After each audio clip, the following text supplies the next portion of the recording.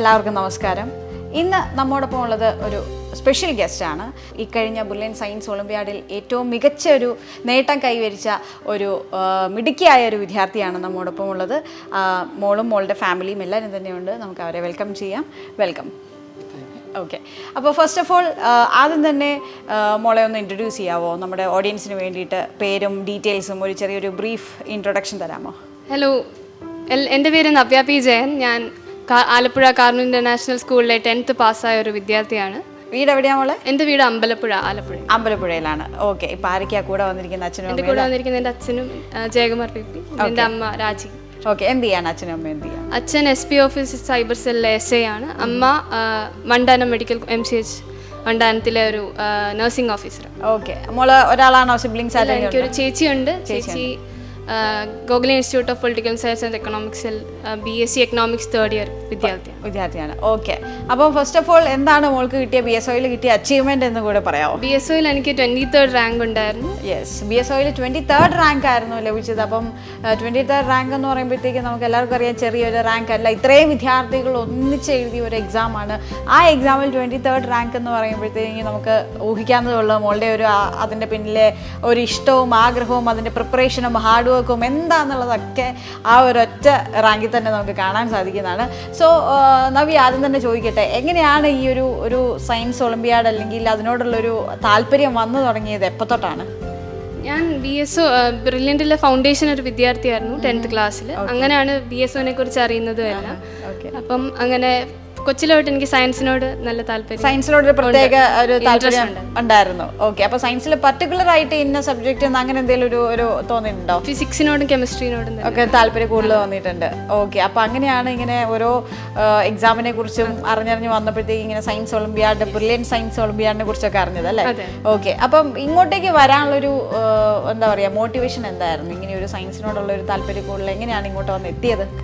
എനിക്ക് കൊച്ചിൽ തൊട്ട് സ്പേസിനോടും എല്ലാത്തിനോടും നല്ല താല്പര്യം ഉണ്ടായിരുന്നു. അപ്പം അങ്ങനെ തന്നെ സ്പേസ് സയൻറ്റിസ്റ്റ് ആകണം എന്നുള്ള ആഗ്രഹം കൊണ്ട് സയൻസിനോട് തന്നെ നല്ല താല്പര്യം. ആരാണ് അപ്പം ഇങ്ങനെ ഒരു റോൾ മോഡൽ എന്നുള്ള രീതിയിലും പിന്നെ ഇങ്ങോട്ടേക്ക് ഒരു നമ്മളെ സജസ്റ്റ് ചെയ്തതൊക്കെ എങ്ങനെയാണ്? ഈ ഒരു റോൾ മോഡൽ ആരാണ്? എൻ്റെ role model doctor APJ Abdul Kalam തന്നെ. ഓക്കെ, പിന്നെ സയൻസിനോട് തന്നെ അച്ഛനും അമ്മയും എല്ലാം തന്നെ നല്ല സപ്പോർട്ടായിരുന്നു കൊച്ചിലുണ്ട്. അപ്പം ഇങ്ങനെ ബ്രില്യൻറ്റിൽ അഡ്മിഷൻ എടുക്കുകയും അങ്ങനെയാണ് മോൾക്ക് ഈ ഒരു 23rd റാങ്ക് വരെ എത്തിയിരിക്കുന്നത് അല്ലേ?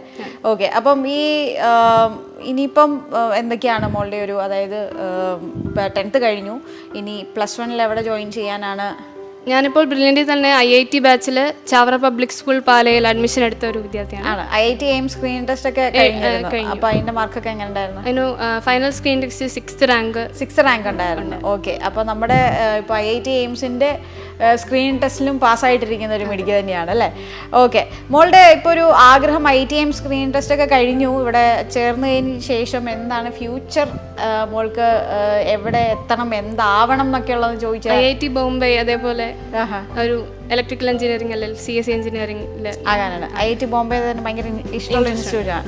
ഓക്കെ, അതിനെക്കുറിച്ച് എങ്ങനെയാണ് മോൾ അറിയുന്നത്? നേരത്തെ തൊട്ട് തന്നെ ഈ IIT ബോംബെ എന്നുള്ളൊരു താല്പര്യം അത് മതി എന്നുള്ളതാണോ മോൾ ഓർത്ത് വെച്ചേക്കുന്നത്? അതെ, IIT ബോംബെ ഇഷ്ടമാണ് ആണ്. ഓക്കെ, ഇപ്പോൾ ഈ ഒരു ഇന്ന വേയിൽ കൂടെ പോകാൻ വേണ്ടി മോൾക്ക് ഇപ്പം റോൾ മോഡൽ തീർച്ചയായിട്ടും റോൾ മോഡൽ ഈ പറഞ്ഞാല് APJ അബ്ദുൽ കലാം സാറാണ്. അപ്പോൾ ഗൈഡൻസും സപ്പോർട്ടും ഒക്കെ ടീച്ചേഴ്സിന് ആണ്.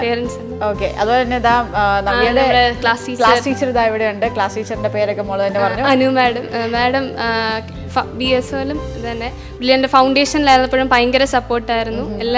എല്ലാ വീക്കും വിളിച്ച് സംസാരിക്കുകയും ഒക്കെ ചെയ്യും. എല്ലാ മോട്ടിവേഷനൊക്കെ തരുമായിരുന്നു. നല്ല അപ്രീസിയേഷനൊക്കെ തരുമായിരുന്നു. ഓക്കെ, അപ്പോൾ ഈ ഒരു റാങ്കിൽ മോളെ എത്തിക്കാൻ സാധിച്ച ഒരുപാട് കാര്യങ്ങൾ ഉണ്ടായിരിക്കുമല്ലോ ബ്രില്യൻറ്റിൽ അല്ലേ?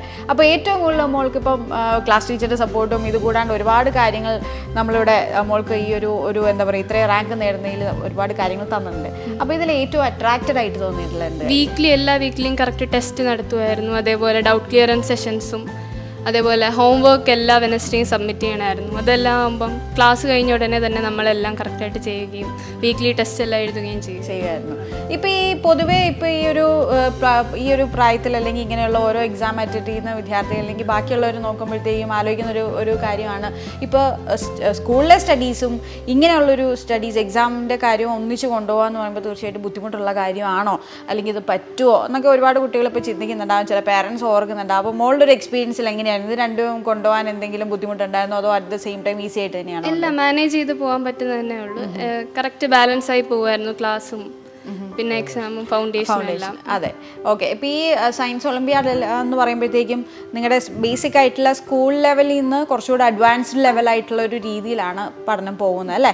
അപ്പം മോൾ അതെങ്ങനെയാണ് അത് തിരിച്ച് അത് രണ്ടും കൂടെ വേർതിരിച്ച് എങ്ങനെയാണ് പഠിച്ചുകൊണ്ടിരുന്നത്? വേർതിരിച്ച് BSOക്ക് വേണ്ടിയുള്ള പ്രിപ്പറേഷൻ മൊത്തം ബ്രില്യൻറ്റിലെ ക്ലാസ്സുകളിൽ നിന്നും പിന്നെ അതേപോലെ സ്റ്റഡി മെറ്റീരിയലും അതേപോലെ എക്സാമും എല്ലാം അറ്റൻഡ് ചെയ്തു. പിന്നെ എല്ലാ മോക്ക് ടെസ്റ്റും ഒക്കെ അറ്റൻഡ് ചെയ്തിട്ടുണ്ട്.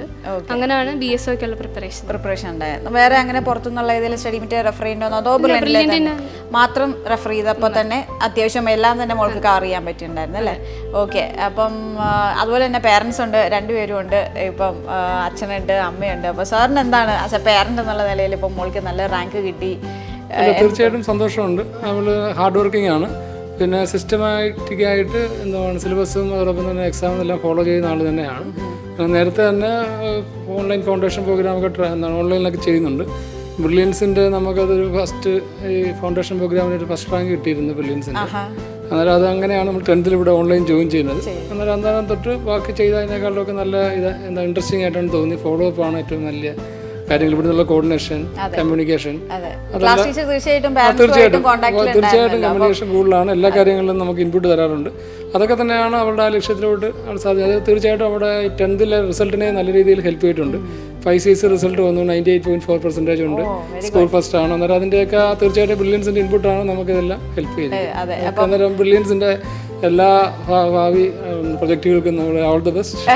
കൂടുതൽ വിവരങ്ങളിലോട്ട് ബ്രില്യൻസ് വരട്ടെ. അതുപോലെ മാഡത്തിന് എന്താണ് പറയാനുള്ളത്?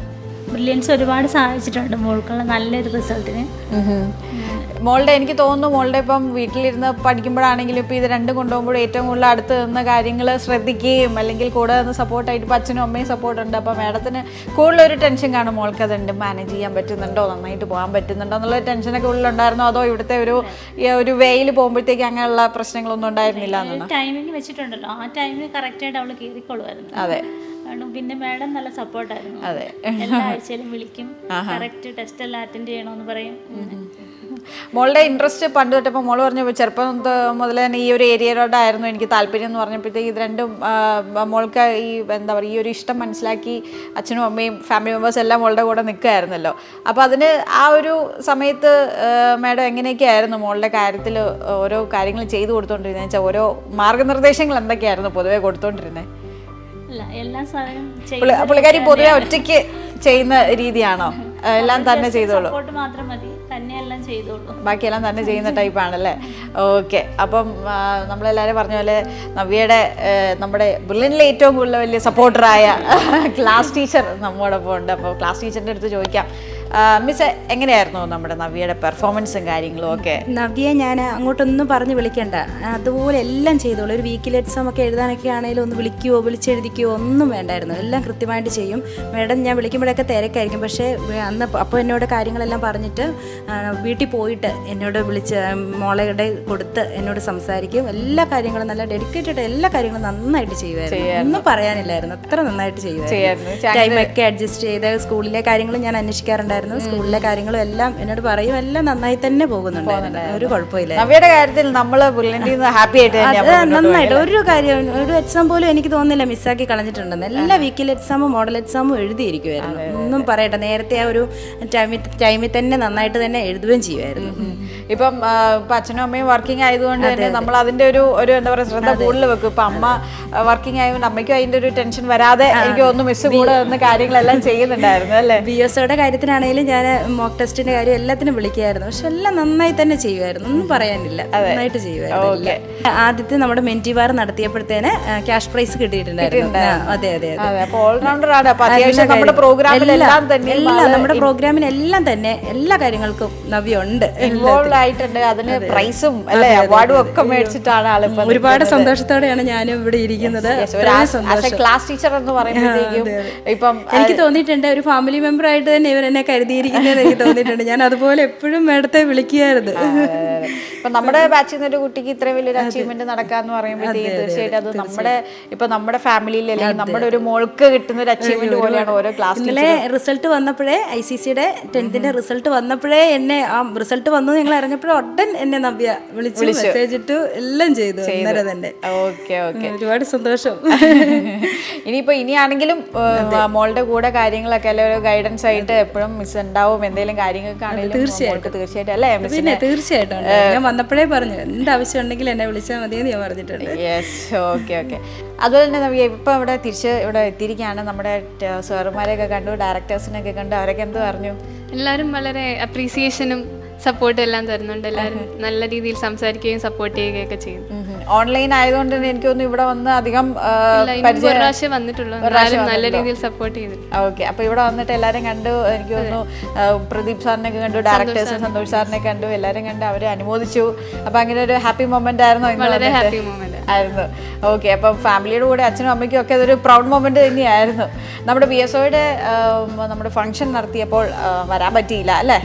മോൾക്കന്ന് വരാൻ പറ്റിയില്ല. അതുകൊണ്ട് കൂടിയാണ് ഇപ്പം നമ്മൾ എല്ലാവരും ഒന്ന് കാണാനും ഒക്കെ ആയിട്ട് ഇവിടെ എത്തിയത്. സോ നവ്യ, ഇപ്പം നമ്മൾ കുറേ കാര്യങ്ങൾ സംസാരിച്ചു, മോളുടെ ഫ്യൂച്ചർ പ്ലാൻസിനെ കുറിച്ചൊക്കെ കേട്ടു. അപ്പോൾ മോൾ ആഗ്രഹിക്കുന്ന പോലെ തന്നെ മോളുടെ role model APJ Abdul Kalam സാറിൻ്റെ ആ ഒരു മെസ്സേജും ആ ഒരു കാര്യങ്ങളൊക്കെ മനസ്സിൽ വെച്ചുകൊണ്ട് തന്നെ പാരൻസിൻ്റെ സപ്പോർട്ടോടുകൂടി, ബ്രില്യൻറ്റിൻ്റെ സപ്പോർട്ടോടുകൂടി മോൾ ആഗ്രഹിക്കുന്ന IIT ബോംബെയിൽ തന്നെ എത്താൻ സാധിക്കട്ടെ എന്ന് ഞങ്ങൾ എല്ലാവരും ആശംസിക്കുകയാണ്.